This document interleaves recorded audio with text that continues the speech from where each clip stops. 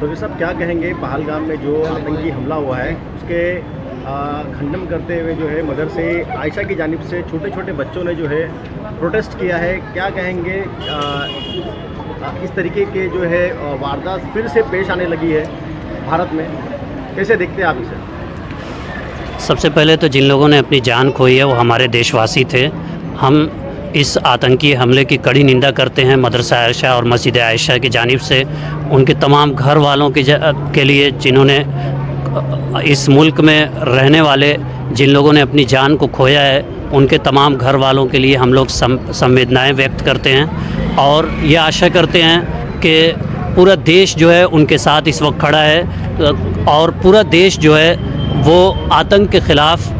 सरकार के साथ भी खड़ा है कि सरकार जिस एतबार से भी आतंक के ख़िलाफ़ आतंकवादियों के ख़िलाफ़ कदम उठाएगी पूरा देश उनके कदम के साथ कदम मिलाकर खड़ा रहेगा। यही एक निशानी है। हमारे मदरसा आयशा के बच्चे भी, इनके दिलों में भी आक्रोश है, बल्कि हर शख्स के यहाँ ये आक्रोश है और होना भी चाहिए हर देशवासियों में कि हमारे देश के जो लोग हैं बहुत ही शांतिपूर्ण अपना टूरिज़म के लिए गए हुए हैं, घूम रहे हैं और वहाँ पर उनके साथ ऐसी वारदात हो रही है, ये बहुत ही निंदनीय है और इसकी जितनी निंदा की जाए कम है। और ऐसे लोगों के ख़िलाफ़ जो लोग जिन लोगों ने मासूमों के ऊपर ऐसे वार किया है और उनके साथ जो है घोर अन्याय किया है, उनके साथ जो है बर्बरियत किया है, उनको सख्त से सख्त सज़ा दी जाए, उनको चिन्हित किया जाए और उस पूरे केस में जितने क्वेश्चन उठ रहे हैं उस क्वेश्चन का जो क्वेश्चन उठ रहे हैं कि कौन लोग हैं, कहाँ से आए, कहाँ से जो है चूक हुई है, हमारे इंटेलिजेंस से कैसी चूक हुई है, इन तमाम सवाल के जवाबों को तलाशा जाए, उनके पहलुओं को देखा जाए और जितने भी लोगों के साथ नाइंसाफ़ी हुई उनके साथ इंसाफ किया जाए। इसीलिए मदरसा आयशा और मस्जिद आयशा के बच्चे भी आक्रोशित हैं और यहाँ के पूरी आवाम भी तलोजा फेज़ 1 की। हम लोग यही चाहते हैं कि देश में हमेशा अमन रहे, हमेशा शांति रहे और जो भी इस शांति को भंग करने के लिए जो भी अराजक तत्व हैं उनके साथ कड़ी से कड़ी कार्रवाई की जाए। और जहाँ तक ये कहा जाता है कि धर्म से ऊपर उठकर इंसानियत को देखा जाए, धर्म जो है धर्म ही इंसानियत का पाठ पढ़ाती है। जो लोग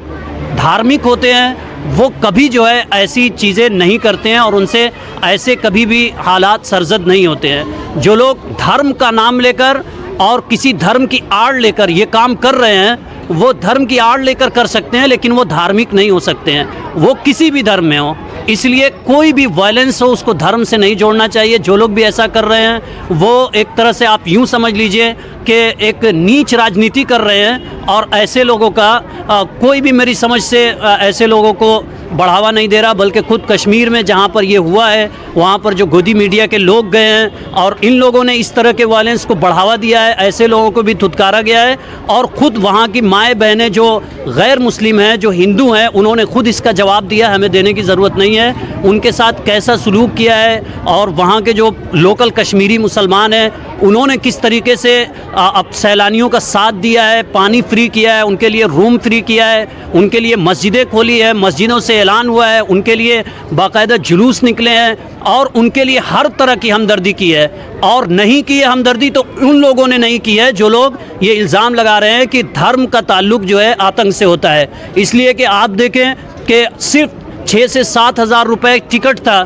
एक फ़्लाइट का और जैसे ही ये वायलेंस होता है और लोग भागने के लिए जाते हैं एयरपोर्ट तो वहाँ पर 12 से 15 हज़ार 30 हज़ार तक जो है एक टिकट के रेट पहुँच जाते हैं। तो आपदा में अवसर वो लोग ढूंढ रहे हैं जो लोग धर्म के आड़ लेकर राजनीति करना चाहते हैं। हकीकत यह है कि किसी भी वायलेंस का और किसी भी इस तरह की चीज़ों का धर्म से कोई ताल्लुक़ नहीं होता। जो भी धर्म को नहीं मानते हैं वही लोगों को इस तरीके से परेशान करते हैं। और ये मैसेज है मदरसा आयशा मस्जिद आयशा तलोजा फेज़ 1 का कि जो भी हमारे देश के अमन को नुकसान पहुंचा रहे हैं हम उनके ख़िलाफ़ थे, हैं और रहेंगे। और जो भी इस अमन को बरकरार रखने में जिस एतबार से भी हमारे देश हित के लिए काम कर रहे हैं हम उनके साथ थे, हैं, रहेंगे।